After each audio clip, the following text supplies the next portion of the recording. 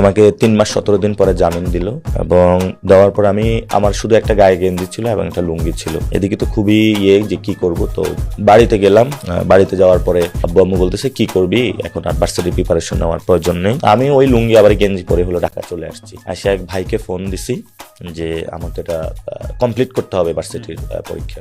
তো পরবর্তীতে আমি 2-3 দিন পরে হলো এই আমাকে আবার খুঁজতে আসছে, গ্রেপ্তার করে আসতো। অর্থাৎ যাদেরকে একবার থানায় নিয়ে যায় তাদের ওই মামলা ধরে ওরা কোথায় আছে কোথায় কি খোঁজ লাগিয়ে তাদেরকে আবার খুঁজতে যায়। তো তারপরে হলো তখন ডিবি পাঠাইছে। আমি বললাম ভাই কয়েকদিন আগে আমাকে আপনি নিলেন, এখন আমি কয়েকদিন পরে ভার্সিটি পরীক্ষা দিব। তো ডিবির যিনি ধরতে গিয়েছে, ঠিক আছে ছেলেটাকে ছাড়া দে, ছেলেটার হয়তো বা ভার্সিটির অনেক ডেডিকেশন, ওকে ছাড়া দে।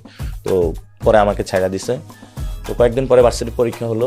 আমার মনে আছে আমি উদয়নে আমার কেন্দ্র পড়েছিল। তো আমি পরীক্ষা দিলাম, পরীক্ষা দিয়ে গিয়ে মসজিদে নামাজ পড়লাম, আল্লাহর কাছে দোয়া করলাম।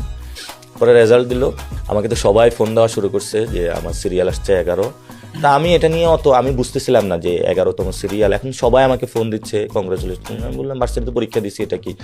আমার তো এদিকে মন খারাপ আছে, এবার তো আমি এই জেল টেলের কারণে ফার্স্ট হতে পারলাম না, এটা খুবই আমার মন খারাপ। তো আমার এক ইউনিটে 29তম আসছে, আরেক ইউনিটে 11তম আসছে।